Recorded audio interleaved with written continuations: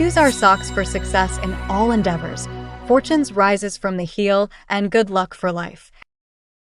Good morning. Today is Tuesday, October 15th, 2024.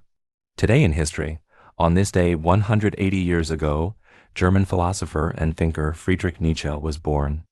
Nietzsche's writings have had profound implications in areas such as religion, morality, modern culture, philosophy, and science, where he offered extensive criticism and sparked significant debate.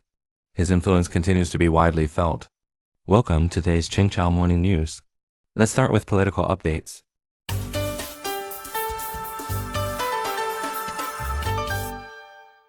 North Korea permanently cuts off and seals southern border with South Korea.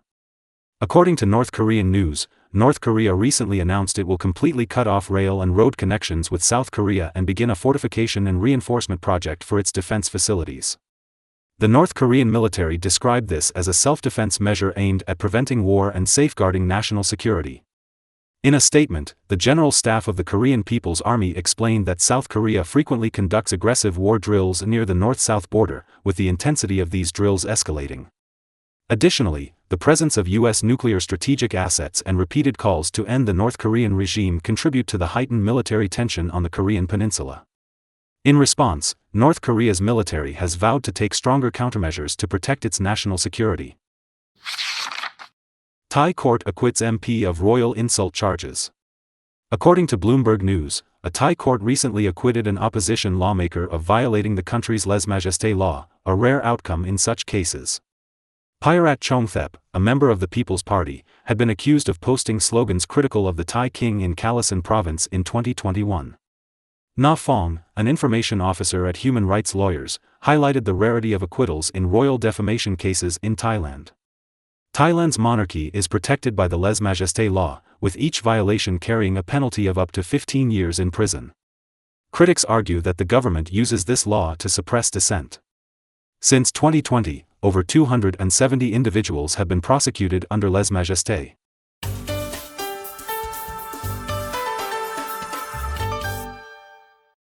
Israel strikes military base in Syria. According to Syrian news, on October 10, the Israeli military conducted airstrikes in the central Syrian provinces of Homs and Hama, targeting a car assembly plant in Homs industrial zone and a military stronghold in Hama. Earlier, the Israeli military claimed responsibility for eliminating Jahad, a member of Hezbollah's Golan terror network, in Syria.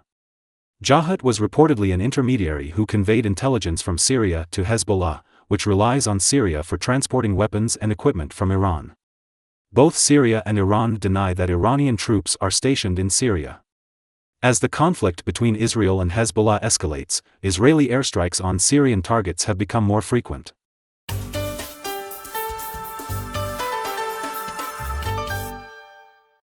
Japan's bankruptcy rate hits 11-year high.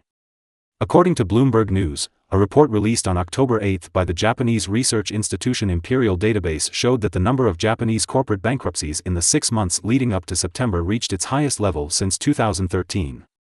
A total of 4,990 companies went bankrupt, an 18.6% increase from the previous year. The number of bankruptcies in Japan has been rising since the second half of 2022. The primary cause of bankruptcies in the construction, manufacturing, and retail industries is rising costs. Additionally, labor shortages are putting further strain on Japanese businesses. Japan's unemployment rate has remained below 3% for over 3 years, one of the lowest among advanced economies. Shein UK revenue reaches £1.55 billion last year. According to Reuters, recent data disclosed by cross-border e-commerce platform Shein shows that its UK business generated £1.55 billion in revenue last year, a 38% increase compared to the period from September 6, 2021, to the end of 2022. Founded in Nanjing, China, in 2008, Shein later moved its headquarters to Singapore. The company offers low-cost clothing to over 150 countries, including the US, with most suppliers based in China. In November last year, Shein secretly filed for a listing with the U.S. Securities and Exchange Commission but faced regulatory hurdles.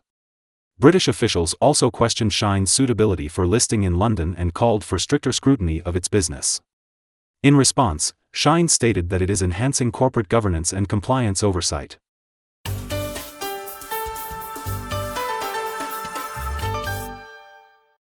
Fire at Johor chemical plant causes chemical rain. According to Malaysian news, a fire recently broke out at 4 factories in the Southern Industrial Logistics Park in Jelang Pada, Johor, Malaysia, resulting in 3 employees being burned. Following the incident, chemical rain containing oil was reported in the area.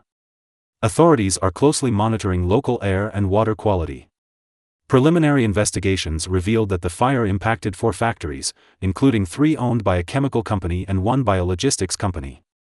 One of the affected buildings primarily stored petrochemical products such as solvents, plastic resins, lubricants, fuel oils, polyols, and distillates.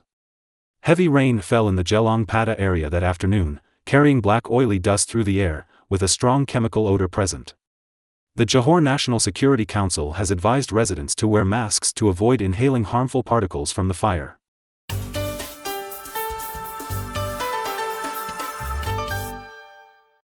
Korean novelist Hong Kong awarded 2024 Nobel Prize in Literature. According to Reuters, the Swedish Academy, which evaluates the Nobel Prize in Literature, recently announced that Korean writer Hong Kong has won the prestigious award. Her notable works include The Vegetarian. The selection committee praised her prose for its poetic quality, confrontation with historical trauma, and exploration of human fragility. Born in 1970, Han Kang's The Vegetarian won the 2016 International Booker Prize in its English translation. Her other works include Human Acts, White, and We Do Not Part. She is the first Korean to win the Nobel Prize in Literature. According to Xinhua Finance News, the main European container shipping contract recently closed with a 19% increase, while the main alumina contract rose by over 4%. That's all for today's Qingchao Morning News. Thanks for watching. Join us at the same time tomorrow.